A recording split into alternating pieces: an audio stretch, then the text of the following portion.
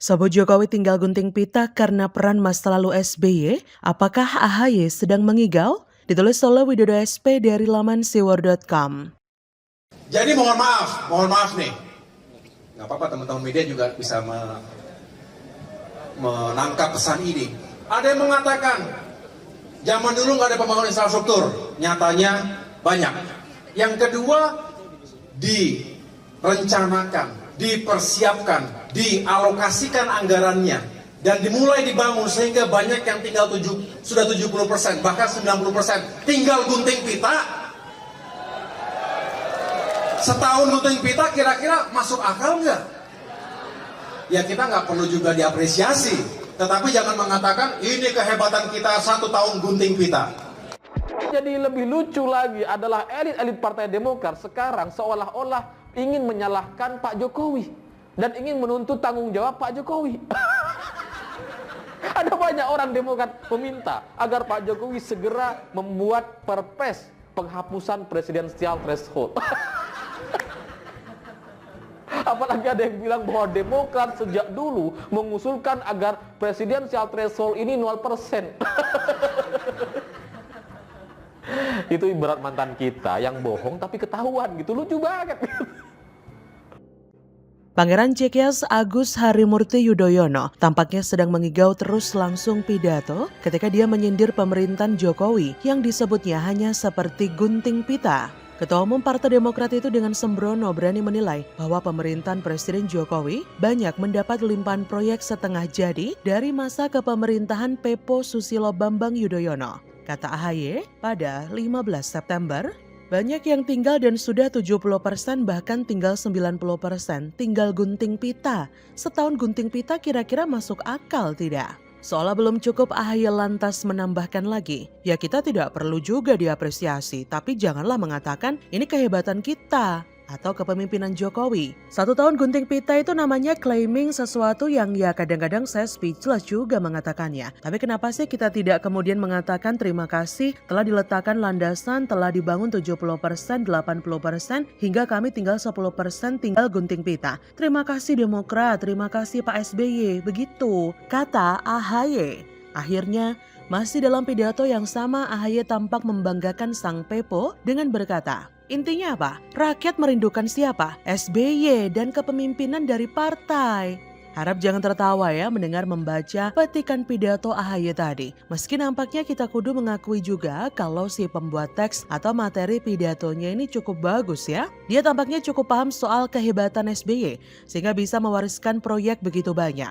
Sehingga Jokowi tinggal melakukan polesan akhir alias finishing yang disebut sebagai gunting pita tadi. Hanya saja AHY mungkin lupa fakta bahwa dirinya mungkin sedang berhalusinasi. Atau mungkin dia hanya menggunakan data milik internal partainya yang tentu saja menitik beratkan pada prestasi SBY semata. Biar tampak hebat selama memimpin negeri ini dengan konsep autopilotnya. Padahal lihat saja soal pembangunan infrastruktur, terutama jalan tol di mana ribuan kilometer jalanan di Pulau Jawa, belum yang di luar Jawa, kini sudah terhubung berkat kerja keras pemerintahan Jokowi. Sebesar apa sih peran SBY? Tak sampai 1% lah. Karena mulai dari rencana besar pembangunan, pembebasan lahan dengan konsep ganti untung, hingga penuntasan pembangunan, nampaknya tidak sedikit pun ada jasa SBY di sana. Belum lagi kalau membahas soal IKN, di mana mungkin mewacanakan itu saja SBY nggak akan berani, karena akan ada banyak tantangan. Bagaimana soal penguasaan langit oleh Singapura, yang belum lama diambil alih Indonesia? Kita tentu tahu jawabannya. Jadi rasanya pantas kalau AHY dinilai hanya mengigau supaya kehebatan SBY tetap diakui oleh internal partainya. Lagi pula kalau soal gunting pita, jalan politik yang AHY lalui jauh lebih mudah bahkan jika dibandingkan dengan Gibran sekalipun. Pepo SBY lah yang sediakan karpet merah sekalian kursi empuknya, sehingga AHY bisa jadi ketum Partai Demokrat tanpa harus berkeringat. Gitu kalau laganya mau nyindir-nyindir Jokowi, kayak orang gak tahu diri sampean mas. Begitulah kura-kura. Bagaimana menurut Anda?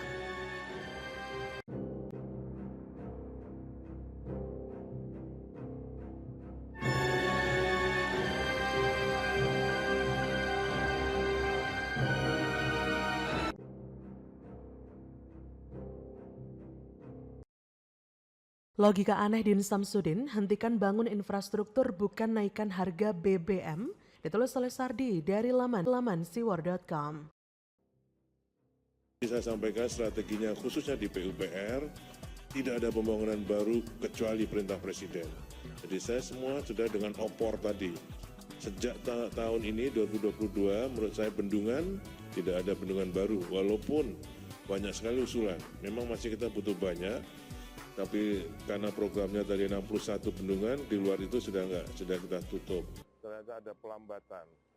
Kenapa? Karena ada indikasi kenaikan BBM industri yang hampir 2 kali lipat pada saat mereka melakukan tender dini, bahkan pada bulan lalu kita lakukan tender dini pada bulan November dengan harga BBM sekitar 11 sampai 12 ribu. Nah, sekarang kenaikannya sudah sampai 18 ribu untuk BBM industri, bukan subsidi. Nah, ini kemarin itu yang menyebabkan sedikit pelambatan untuk para jasa konstruksi di Kementerian PUPR dan Perhubungan. Bahkan kalau negara menggratiskan BBM, Khalifah menggratiskan BBM, karena menurut istiak pandangan Khalifah yang paling maslahat itu adalah BBM digratiskan, maka gratisnya BBM itu berlaku bagi seorang muslim maupun ahlu zimah non-muslim. Sekarang ini kalau mau dilakukan, Pak Jokowi kalau mau bisa saja melakukan itu. Cuma konsekuensinya ada juga gitu. Kalau BBM digratiskan, maka hal-hal lain yang menjadi prioritas anggaran pembangunan di Indonesia itu juga harus diambil anggarannya gitu. BBM sih gratis, tapi kalau orang jadi susah kemana-mana, orang pendidikan sekolahnya nggak ada, di kesehatan rumah sakitnya nggak ada, terus mau ngapain? Mau minum BBM? Kenaikan harga BBM membuat banyak orang cari panggung, cari muka, hingga menawarkan solusi yang begitu aneh. Sebelumnya sudah ada solusi aneh dari pengasong khilafah. Mereka bilang BBM bisa murah bahkan gratis jika negara ini diterapkan sistem khilafah. Mereka ini ibarat salesman yang menjual produk bombastis tapi tidak sesuai dengan kenyataan di lapangan. Hanya masyarakat bego yang mau percaya dengan narasi konyol seperti ini. Begitu pula dengan Din Samsudin. Ia menyebut kenaikan harga BBM akan diikuti dengan kenaikan harga kebutuhan pokok yang melambung tinggi.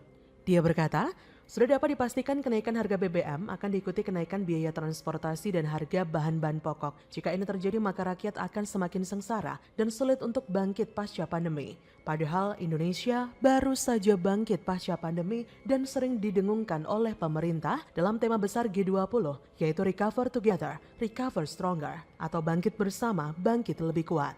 Kata Din Samsudin lagi, kebijakan baru ini menunjukkan secara nyata bahwa pemerintah Presiden Joko Widodo adalah rezim yang tidak pro rakyat, tak peduli dengan rakyat, dan abai terhadap amanat penderitaan rakyat. Din Samsudin bilang pemerintah seharusnya peka terhadap keadaan rakyat yang jika tidak bereaksi atau diam justru dianggap setuju atas kebijakan pemerintah menaikkan harga BBM. Padahal sebagian besar rakyat diam karena sudah apatis dan kehilangan harapan. Apalagi jika bangkit melawan dengan demonstrasi akan dihadapi secara represif. Dia berkata, sebenarnya kalau pemerintah bersimpati dan peduli terhadap rakyat, pemerintah dapat menempuh cara-cara cerdas seperti dengan menghentikan pembangunan infrastruktur yang memakan biaya tinggi, tapi akhirnya banyak yang terbengkalai. Jadi, logika Din Samsudin adalah lebih baik hentikan infrastruktur dan mengalihkan ke subsidi kepada rakyat. Wah, ini adalah logika sakit dan aneh. Saya pribadi menyaksikan sendiri kok, mobil-mobil baru dan bagus minum Pertalite. Sekali minum puluhan liter.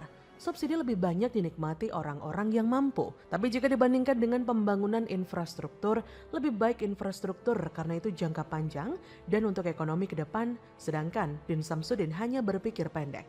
Lagian harga BBM dinaikkan karena memang harga dasarnya naik, sehingga sangat wajar jika harga jualnya pun disesuaikan. Itu pun masih disubsidi juga untuk menyesuaikan jumlah subsidi. Menghentikan pembangunan artinya menghambat perputaran roda ekonomi karena infrastruktur tidak memadai yang akan mempunyai dampak efek domino dalam jangka panjang. Makanya saya sering katakan, yang bilang infrastruktur nggak penting, yang bilang tidak mau makan infrastruktur adalah kelompok yang berpikiran sempit dan dengki. Mereka bukan cuma nggak paham soal efek pembangunan infrastruktur, tapi juga terlalu sakit hati dengan pemerintah. Din Samsudin bisa ngomong begini karena dia tinggal di daerah yang infrastrukturnya memadai, jalanan bagus, ada akses listrik dan air, internet memadai sehingga bisa nyaman main sosmed, nonton YouTube atau streaming film. Di tempat lain banyak yang akses jalan pun masih sulit dan seperti kubangan kerbau. Ada yang akses air bersih pun sulit setengah mati. Kadang mau menyeberangi sungai pun sangat susah karena jembatan kayu yang rusak dan hampir roboh. Hentikan pembangunan infrastruktur sama saja membiarkan rakyat tetap berada di zaman seperti dulu. Rakyat di daerah terpencil tetap dibiarkan jalan di jalanan bertanah dan berdebu, mengalami kekeringan karena tidak ada bendungan dan lain-lain. Contoh tuh Cina yang membangun infrastruktur mulai tahun 90-an dan sekarang sudah menikmati hasilnya. Dulu, orang ini memang siap jadi cawapres. Tak terbayang kalau orang ini benar-benar jadi wakil presiden. Hentikan infrastruktur, subsidi rakyat secara besar-besaran. 10 tahun kemudian barulah terasa Indonesia pontang-panting berjalan lambat, bagaikan siput mengejar ketertinggalan di segala bidang. Kalau nggak paham masalah, tolong tutup mulut dan diam. Jangan so ambil simpati masyarakat. Memperkeruh situasi tapi kelihatan konyol. Bagaimana menurut Anda?